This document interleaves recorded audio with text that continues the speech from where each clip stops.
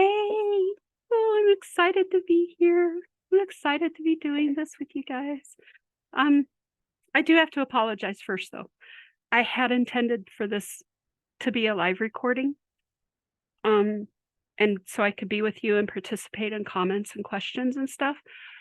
But I went and scheduled myself for two things at once, so I didn't get to. I'm not going to be able to be here live, so this is unfortunately pre-recorded.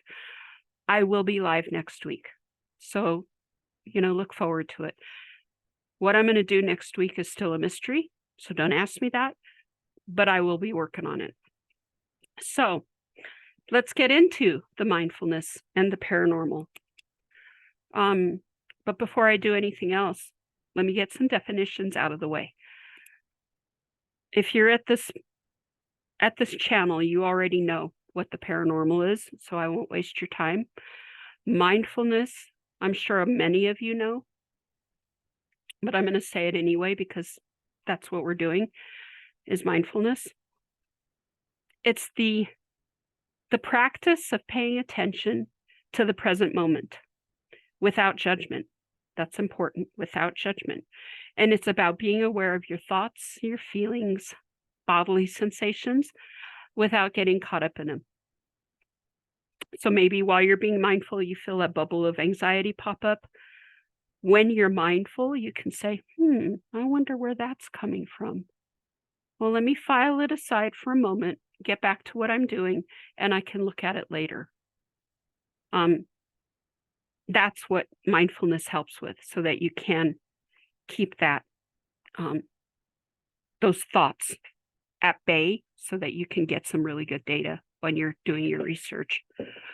As far as the paranormal is concerned, mindfulness, it cultivates a focused attention and heightened awareness. So when you're engaging with the paranormal of any kind, you want to do it in a calm and open-minded manner. So being focused, attentive, and aware really helps. You don't want to contaminate your data because of your anxiety or your fears. And that's a problem that I see a lot in a lot of paranormal investigations. So let's try to avoid it so that we can have the best time we can possibly have in all of this. So there are some techniques. Let's get you to your actual location. You're getting ready to go into the building that's haunted, and you want to get some good data, but you're a little nervous. Or if you're like me, you just want to make sure you're centered before you get in there. Either way, nervous, centered, whatever it is that you're doing it for, just get it done. You want to make sure that you've got all the tools that you need when you go into that investigation. So separate yourself from the group. This before you even go into the building. Separate yourself from the group. Go into your car if you can, because then you can be alone. And I do some deep breathing exercises. That's what I use to center myself. So my favorite one that I use is square breathing.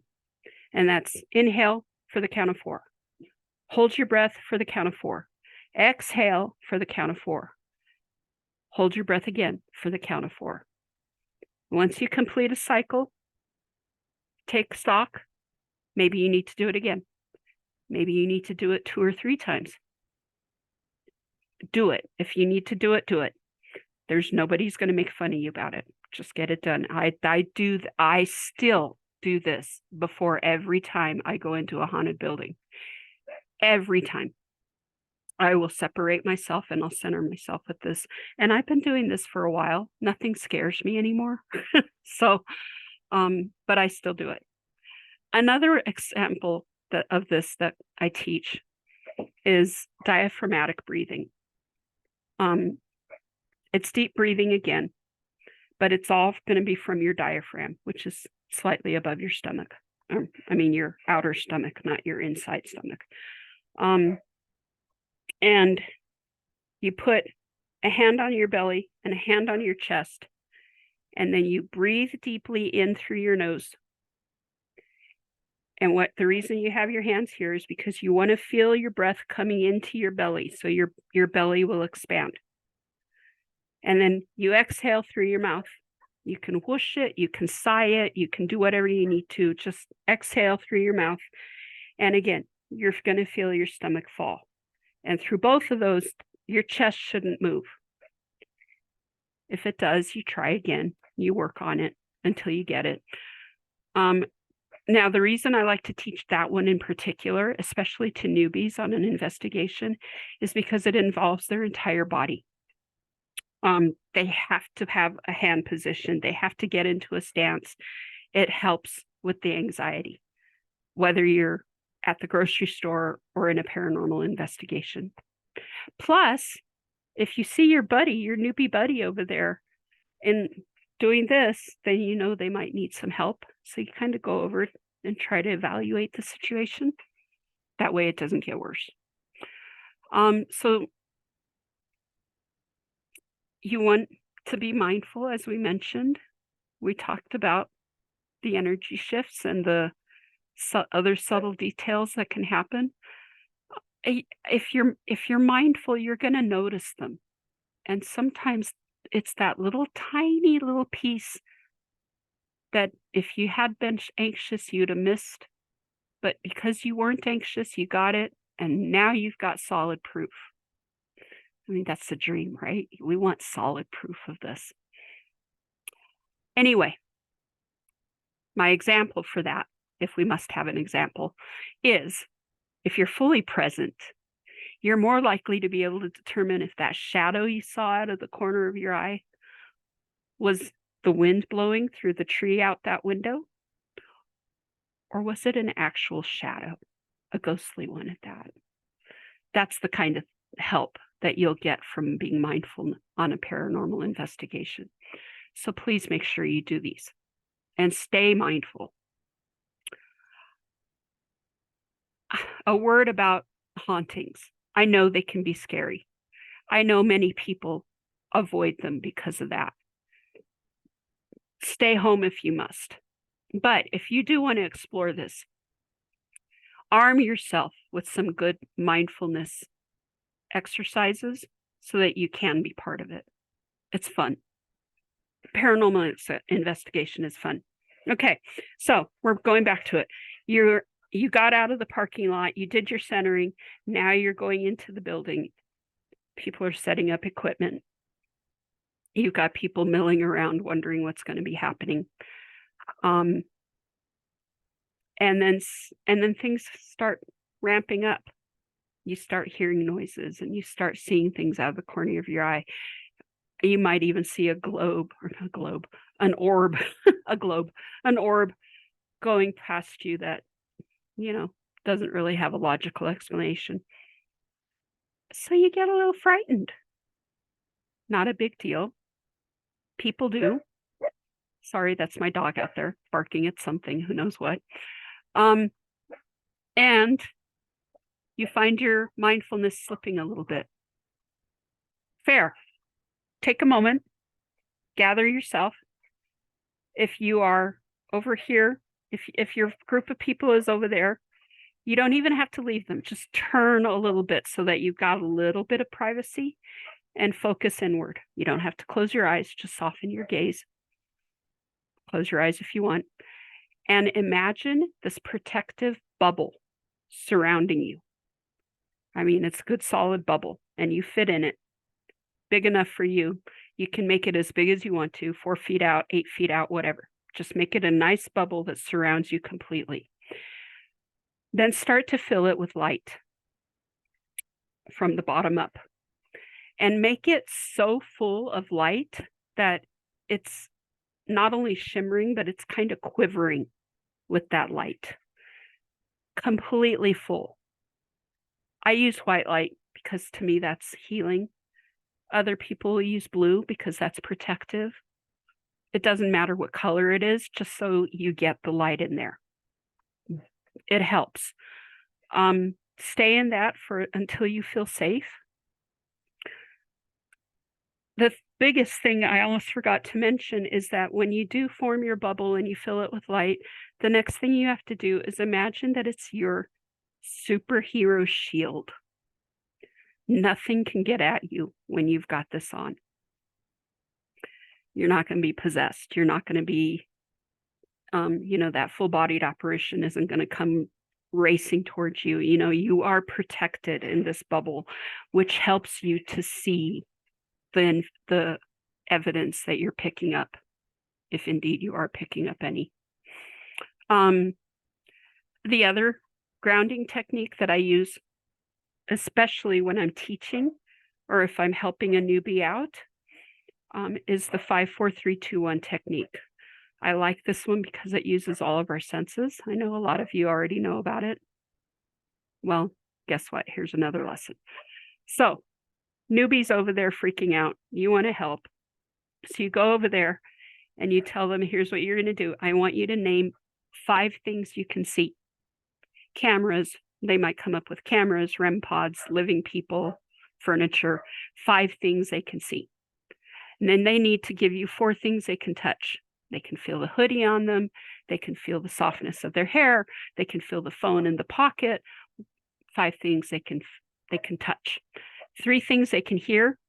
When you're on an investigation, that's fairly easy, but you want to make sure that the hearing is earth-based. Make sure that it's Mary who's standing next to you, or make sure that it's Paul who's over there and he's a real person. Make sure that it's something that's mundane, that is part of this world. And then 2 things you can smell. This is trickier. A lot of our older buildings that we hunt in tend to be musty because they're old. And a lot of people can't handle that, especially if they're anxious. So what I do is I take my scent with me. I get those little vials of essential oil. Some people I know take perfume with them.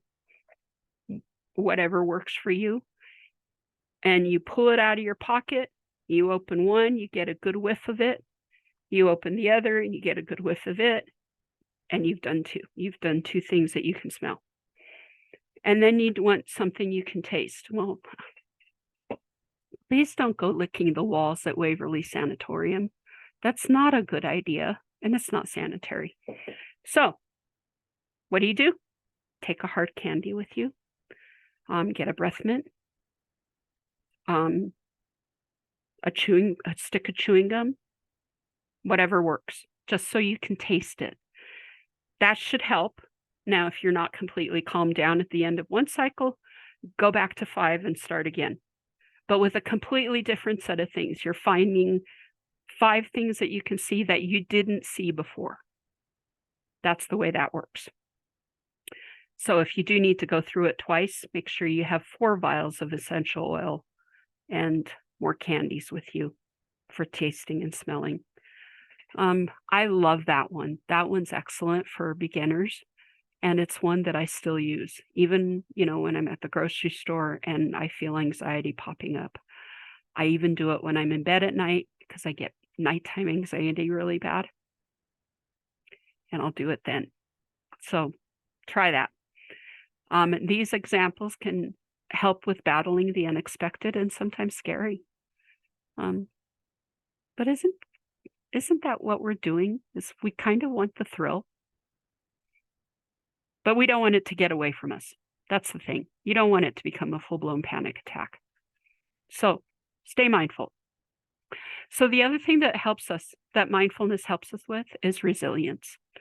The more you use your mindfulness techniques and the more you stay mindful, the quicker you're going to be able to get out of your anxiety. And that's what the resilience is about. You want to be able to navigate the world with as little fear as possible. And that includes the paranormal world. So make sure you've got some tips. Make sure you've got some exercises. Google a few if you need to, if these don't work for you. But stay calm and get mindful. Practice mindfulness at all times, even if you're at the grocery store, but especially when dealing with the paranormal. And staying calm will help us in gathering decent data. And in the paranormal, we can use all the data we can get. I mean, it's still a disputed science, right? We don't even know if it is a science. We're just gathering data. Let's get some good data while we're at it. Let's see. Let me think. Let me look here. The last thing I want to tell you is, because it is a science and we're trying to gather data, you have to do your due diligence, research, read up, look for paperwork. I mean, make sure that if there's a journal, I mean, there's a paranormal journal out there. Why not read some of the stuff in that? Sorry about my dog barking. It's because he wants in. And be aware that some of the stuff, you don't want to mess up somebody else's work. So you find this really cool way of detecting a ghost or a shadow or whatever it is, and you want to use it, and you're all excited and you're telling everybody about it. And then you get legal papers from Twin Paranormal saying that, hey, dude, we did that before you. So that was actually our intellectual property. It can get you into boku trouble, and you don't want to do that. So do your due diligence. Make sure you're not infringing, even in the paranormal, as basic as it is right now. And then also the opposite goes true. Maybe you've done all your research and you really have found an awesome way to detect ghosts, and you want to publish it in a paranormal journal. At least this way you know now that you can. So let's keep that in mind too. And mindfulness comes into that too. So anyway, that's my little lecture there. I know I kind of sped through this really fast, but I had to. I only get, I think it's 20 minutes, because I don't have that many viewers yet. Once I get more views, I can start stretching it out and making it a little more interesting. So really, subscribe, comment, share, tell everybody about it. That there's this chick out there who's doing a new take on the paranormal and mindfulness and self-care. Let's see how far it goes. Hopefully it'll go far and we can do something and I can be an influencer. If not, that's cool too, but let me try it. Give me a try. So have fun. Paranormal investigations are fun, and there's a lot of comedy in them. And if you don't believe me, go over and look for the Foreman brothers. They're hysterical sometimes, and they also get some good data. I really enjoy watching them. And maybe one day they'll watch me. Anyway, thanks for stopping by. I'm sorry it wasn't live. I'm glad we talked about it, and I'm eager for you to show up next week. So, bye. Now I have to figure out how to stop the recording. Oh, there it is. Bye.